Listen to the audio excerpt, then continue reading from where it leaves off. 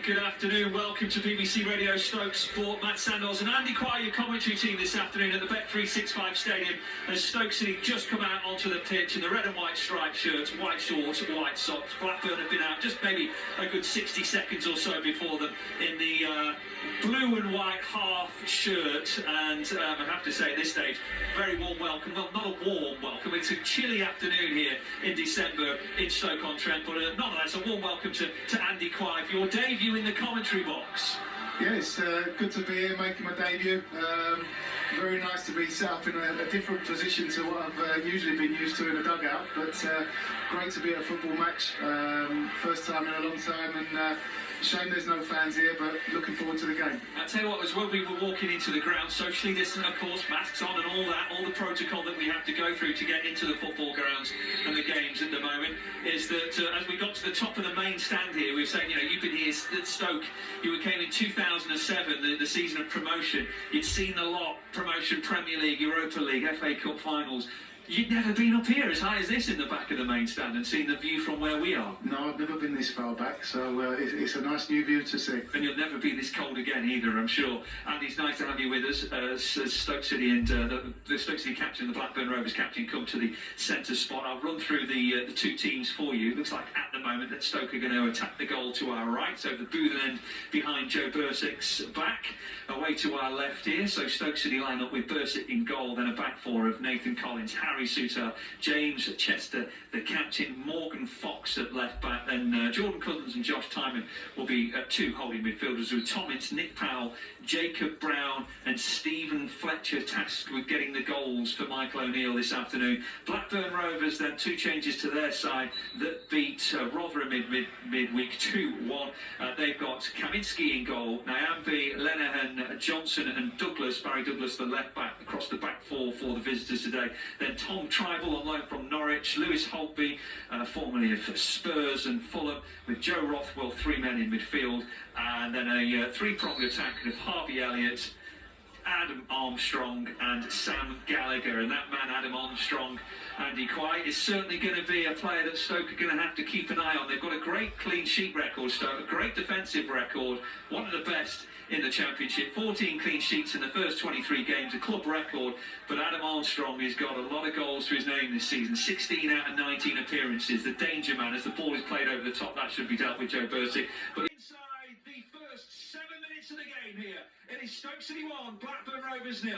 The trigger goes alone. It was ambitious from about 30 yards out, but he was probably expecting the half-time whistle to loom. But what he has done is forced a corner here for Stoke and kept the pressure on the Blackburn Rovers defence. I just thought maybe he could have taken that on a little bit more, Andy Quire. Yeah, he possibly could have took another touch. It's a great back heel by Fletcher. And Inter's made a lovely run inside and possibly could have been played in himself. But yeah, I think Josh could have maybe taken another touch and then got his shot off.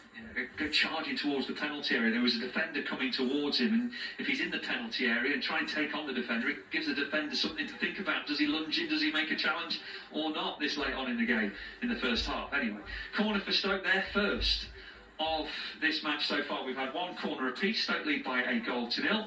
As we approach the half-time whistle, we've had 1 minute of time added on. I didn't see what the fourth official added up for stoppages, but I don't think it would have been much more than 3. We're into the second minute now. 3 minutes of time added on, just getting confirmation of that. Thank you. Ince with the in-swinger and out-swinger, should I say, and it's headed away by Blackburn Rovers up towards the centre circle. And back it goes to Bursick, so Stoke will just run the clock down. Sands of time disappearing towards the half-time whistle as Bursick plays a high ball forward up towards Fletcher, who is beaten in the air and the ball picked up by a blue and white Blackburn Rovers shirt. BBC Radio Stoke Sport. We have all the half-time scores from around the country and reaction from the first half in our featured games with Lee Blakeman during the half-time break. Then we'll be back for second half commentary here.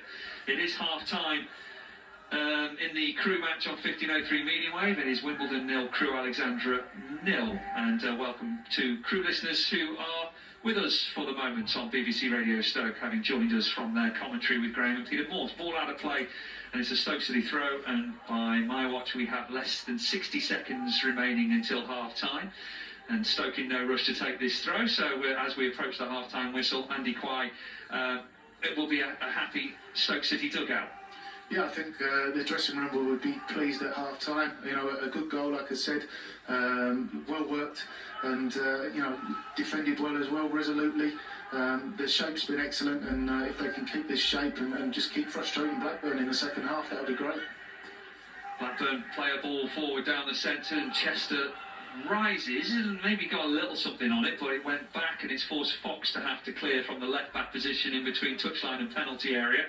He's driven it over the halfway line, but it's picked up by Blackburn Rovers, and we've got less than 10 seconds of the 3 minutes that have been added on remaining. And Johnson has it, plays it across the edge of the centre circle, up towards Elliott. He's dispossessed, and now this clearance should be it. Well, it doesn't need clearing.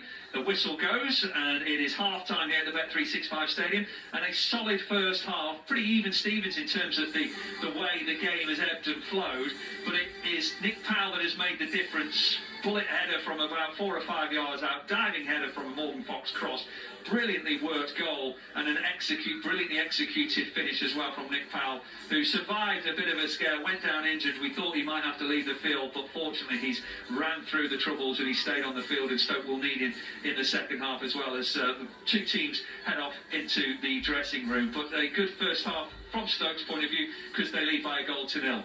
Yeah, I'm just looking.